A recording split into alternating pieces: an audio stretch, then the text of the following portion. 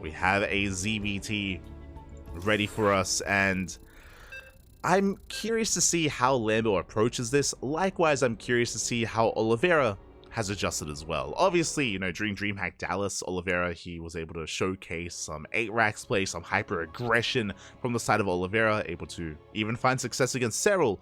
But we've been casting Oliveira post DreamHack, and you know, it's not like that's the only build he relies upon. He does excel and does succeed with some more standard play as well. Doesn't just have to rely on the 8-racks. For now though, we're settling in, and spawning in the top left-hand corner of Amphion, we have our German Zerg player, the blue Zerg representing Shopify Rebellion. It is Lambo. And spawning in the bottom left-hand corner, we have as opponent, we have the Chinese Terran player, the red Terran representing Weibo Gaming. It is Oliveira. We go. And if you're in the chat, predictions are open. Place your bets on how you think this series will unfold, whether it goes the way of Lambo or the way of Oliveira. Best of luck. Best of luck in the chat. So we are going to be opening up. It is going to be Hatch Gas Pool. Interesting starting map here. We're going to be loading into Amphion.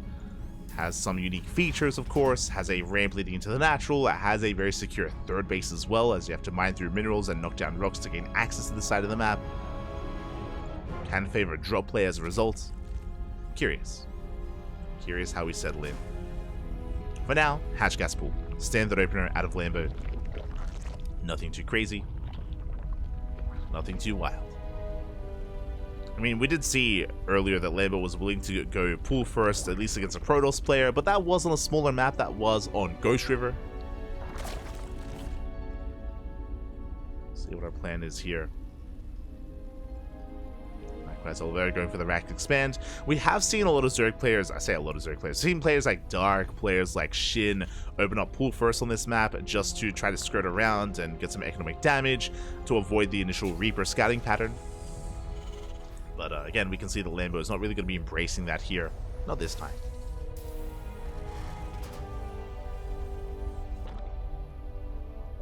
So our bases are getting up and running, going to be settling in. I don't really expect too much deviation this early on. You know, ideally, Oliveira goes for a third CC before Starport. Likewise, Lambo going into either a double Evo chamber or for a faster lair. But now Reaper gets across the map and will threaten the drones. Does force out an Evo chamber, but the drone does survive. Third base on the horizon is going to be delayed because of that Evo chamber.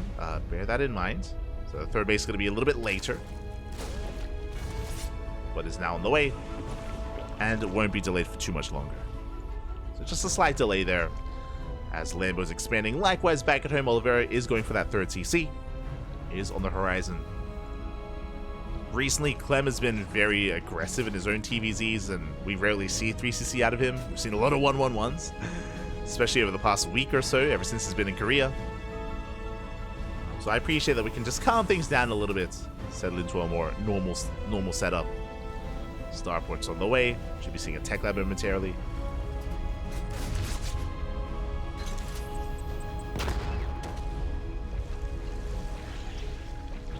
And Oliveira won't quite find a way in. Threatens the tumors. Is going to be fended back. There's that tech lab on the way. Set up for a bit of an add-on swap. Ooh, one tumor is going to go down. Not a bad pick-off, but the queen should reposition, and the Reaper will fall. Wasn't the worst pick-off, especially considering that Reapers do fall off over time. Don't scale amazingly into the mid-game. I'm going to say that. KDA charges can do surprisingly well against Ling Bane. As that is a much earlier second gas for Lambo.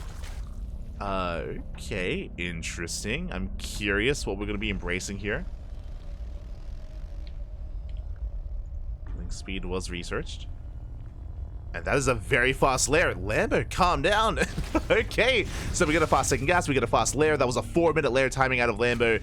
And what are the possibilities here for our Zerg player? We could be doing something crazy, going for 2 more gases and going for 2 base muta. True, if we take extra gases, that is a possibility. Otherwise, we could double down. I mean, we are droning, and there we go. More gases are being taken. Are we rushing into the Spire tech? Okay, you have my attention. I mean, we spoke earlier about how drop play is a little bit more favored here because of the map and because of the terrain. Likewise, muta play makes sense as well. You can see that we're able to defend with our queens, able to keep up with the rotations of those Hellions. Spire is almost done. Sorry, Lair is almost done. I'm getting ahead of myself. I need to calm down. Back at home, that is a fast armory. Okay, we've been focusing on Lambo and what he's up to, but Oliveira back at home setting up for a Hellbat push. So it's not just 3cc into Banshee, it's going to be 3cc Banshee with Hellbats as well. That's a lot of Hellions. Spire is on the way, but Oliveira, he's getting ready for his push. Getting ready for those Hellbats. Hellions poking and prodding. Banshees are amassing. And now, what I'm concerned about here is that we're going to have to rely on purely Lings and Queens to defend. And how many Queens do we have? 7 Queens, soon to be 8. That's a decent Queen count. If they're all together, I want to believe that Lambo can defend, but if they're spread out, that's a different story. It is going to be a different story here. As we are rallying across the map, how many Hellions is this? 12! That's a lot of Hellions! I should say, that's a lot of Hellbats. Oh boy. Meanwhile, the Spire is halfway done. Bailey Nest on the way, likewise halfway done as well. And here comes the move out, here comes the push. Oliveira moving out deep on creep. And here come the Hellbats. They morph in, waddling on forward. Bailey Nest still not done. Making our way towards the natural. Bailey Nest gonna finish up in a couple of seconds. Queens, they hold the line. And the Bailey Nest, it has completed. Bailings are on the way, but we're breaking through. Queens are falling left and right. And before we can embrace the muta, it looks like Oliveira is breaking through. GG gets called, Lambo gets called out, and Oliveira takes game number 1. GG. Oliveira does take a lead here, and that was just an unfortunate setup. Unfortunate that Lambo was going for something a little bit cheeky and was banking up resources and working towards something like a Spire. It meant that, of course, other things fell by the wayside. Unfortunately, was not ready for what came from Oliveira. Not ready for that committed Hellbat push. Just caught Bailey with his pants down. Again, the Bailey Nest, it finished up as the all-in, or as, I shouldn't say all-in because it was a 3rd CC, as the push was already knocking down his front door. Just too little too late. And with that, GG, Oliveira takes a lead. Oliveira does take a lead. And now we're going to be settling into game number 2 on a bit of a more standard map. On a larger map, on Alcione. Let's go.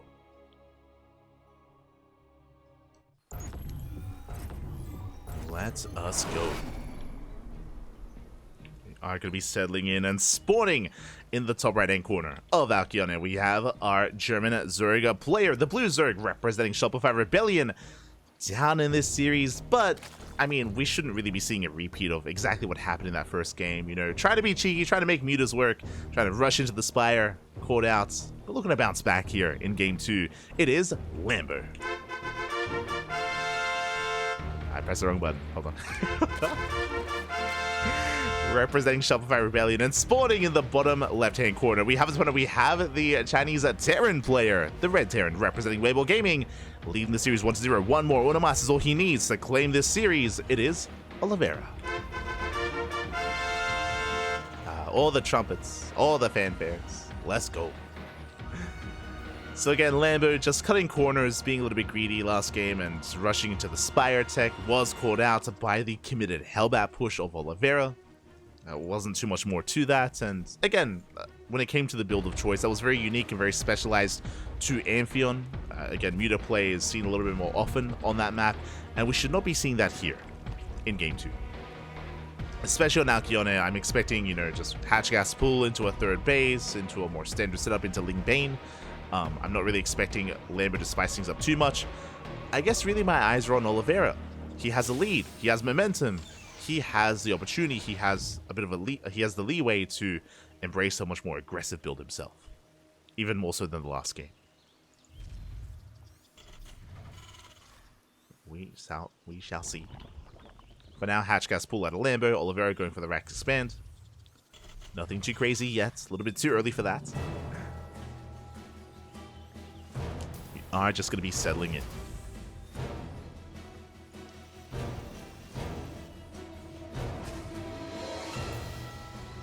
First Reaper is moving out.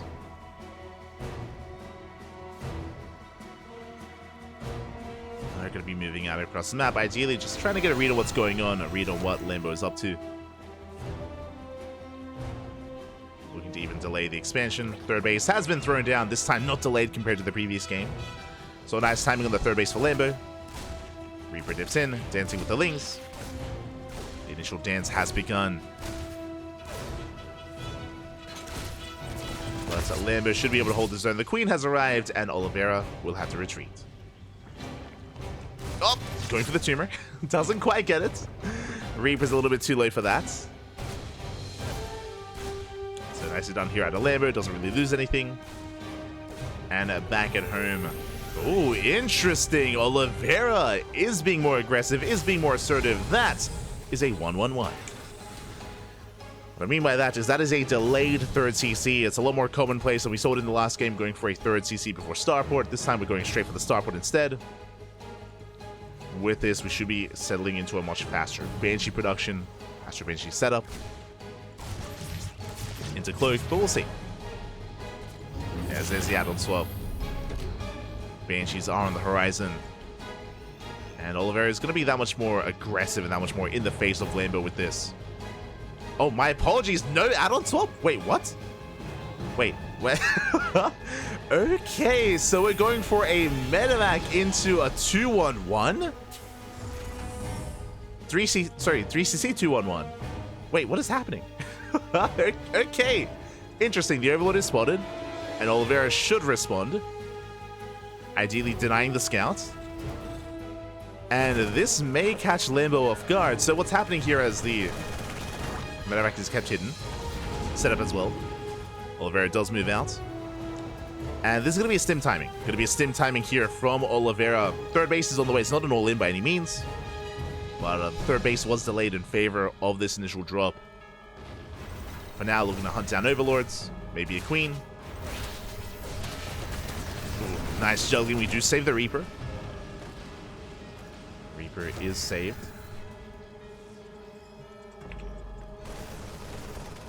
Likewise, catching an Overlord as well.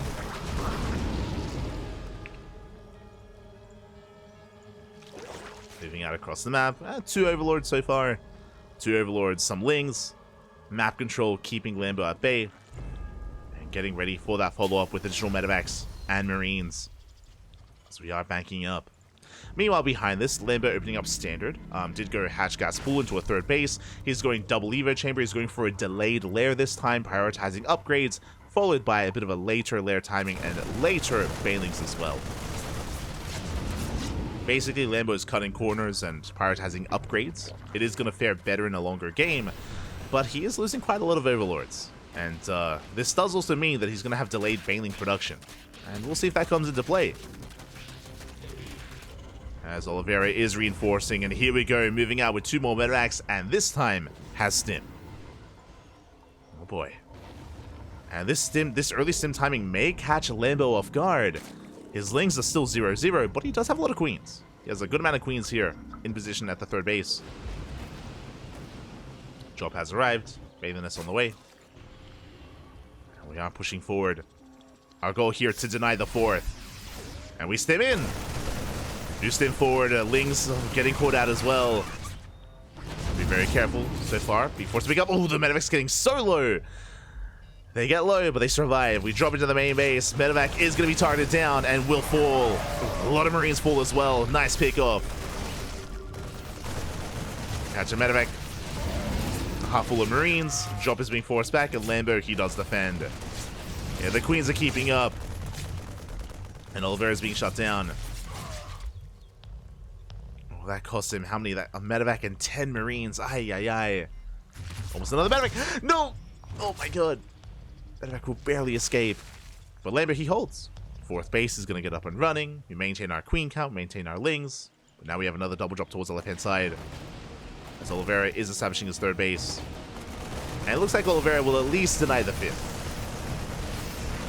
And does force a cancel. 5th base is denied. But last at least, Lambo has his 4th up and running. Taking up into a fast infestation pit. That should be for Hive Tech, Vipers, Adrenal. And this looks like the setup for Ling Bane into Ultra. The reason why I say that is because there's no other tech structure. There's no Spire, there's no Hydroden. It does seem to be a setup for Ultras.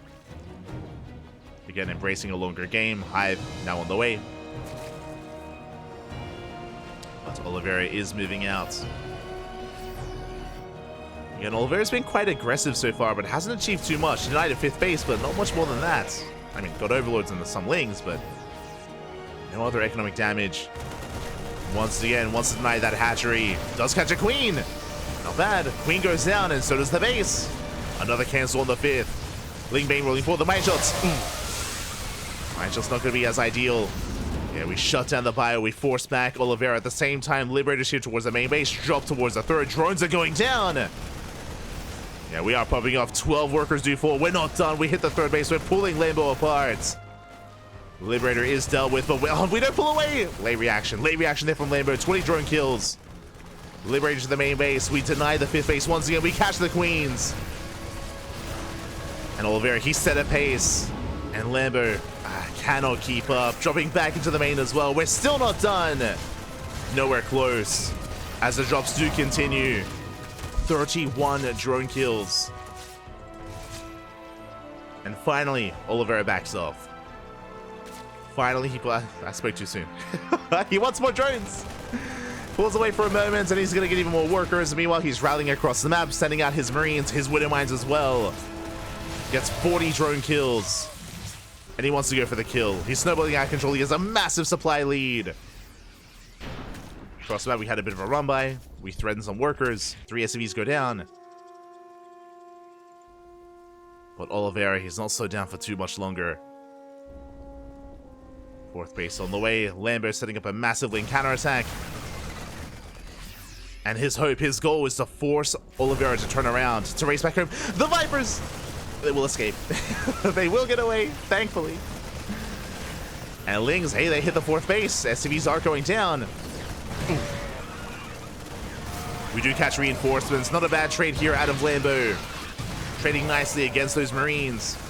Meanwhile, across the map, baiting our mine shots, collapsing on the main army. That's a kill in the 4th base. And even if we clean this up, that was worth it. Mine shot goes off. And Oliveira, he keeps pushing. He holds his own. The hatchery has fallen. Lambo down to 3 bases. The Vipers get caught out. GG gets called. And Oliveira will take the 2-0. GG. An interesting build here out of Oliveira, as remember, he opened up 1-1-1 into a medevac, not into Banshee play, into a follow-up stim timing. Just really drop heavy, really bio heavy here from Oliveira, very aggressive. And even though he didn't deny the 4th base, he denied the 5th, and he was able to successfully pull Lambo apart. Very fast, very intense play there out of Oliveira. GG. GG, well played. Oliveira pops off and once again shows off his TvZ prowess. Oh, and he's looking quite solid here in the standings of this group. Does take a lead, and now we're getting ready for our next series. We're getting ready for another PvP between Trap and Goblin. Oh boy.